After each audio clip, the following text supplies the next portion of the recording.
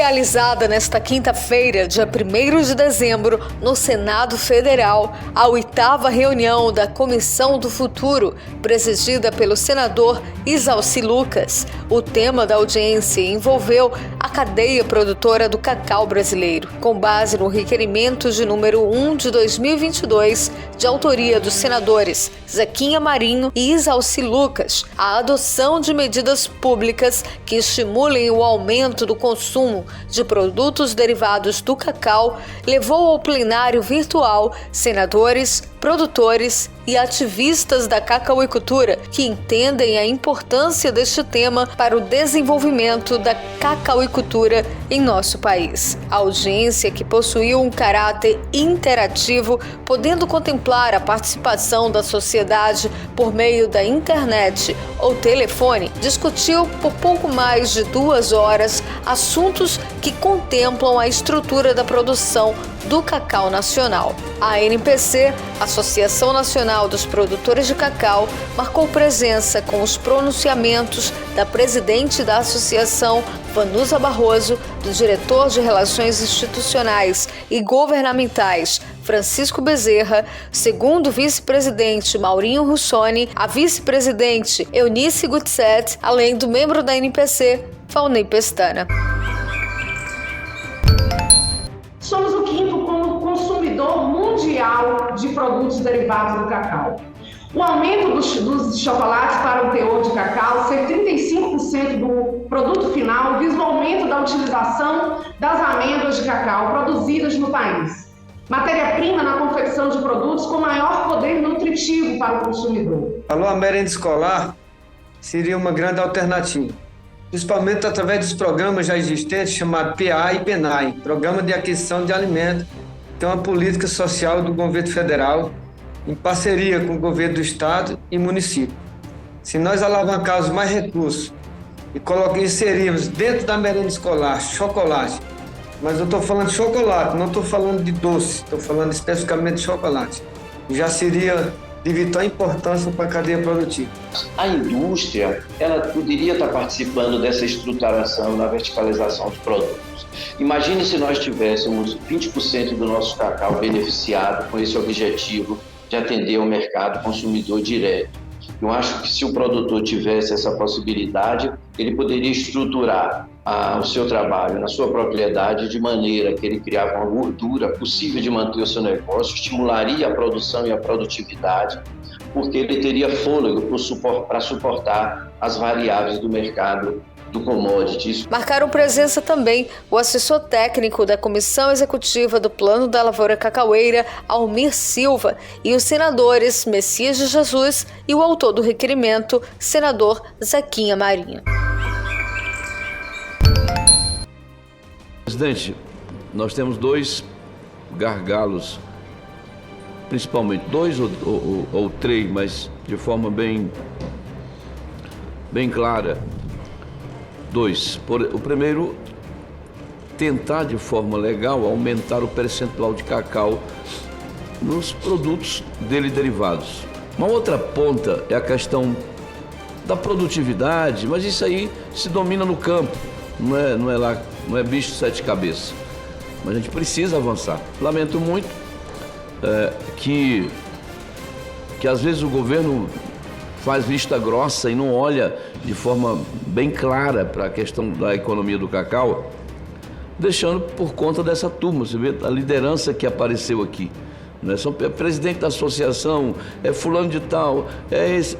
Todos são pessoas, né, simples, que estão na luta para reverter uma situação que todos os dias se complica. Cadê a presença do Estado? Cadê a presença do governo?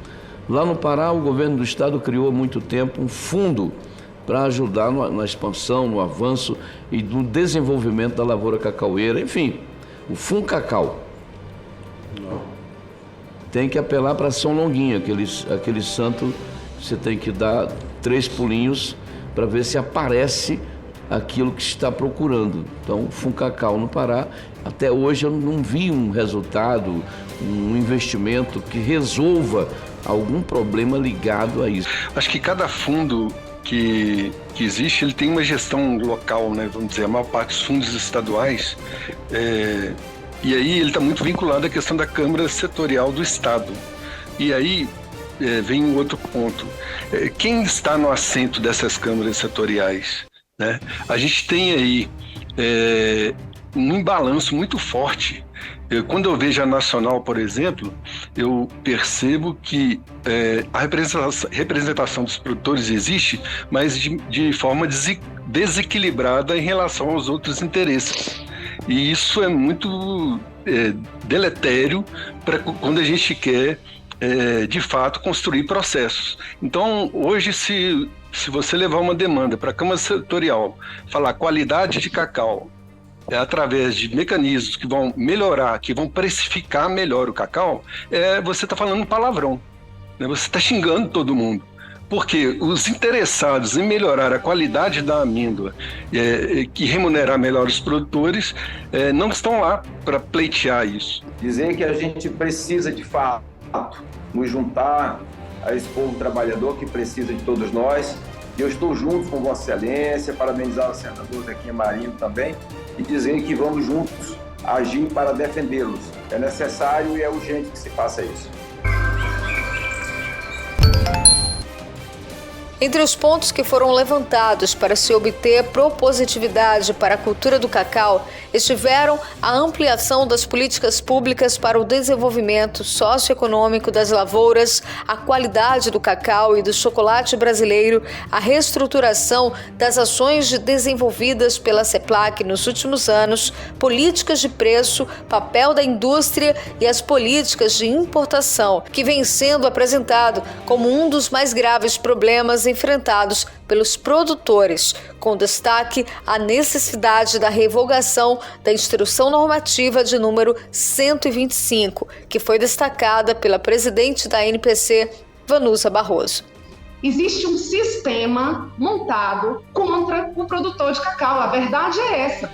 E aí nós temos uma direção da CEPLAC que não promove os interesses do produtor de cacau, que simplesmente excluiu a previsão de safras, que não se posicionou contra a IN 125, que eu acho um absurdo, uma vez que, se a CEPLAC é um órgão de pesquisa, se a CEPLAC cuida da ciência, cuida da tecnologia, ele tinha que se posicionar. A IN 125 é a aberração das aberrações e só beneficia as indústrias.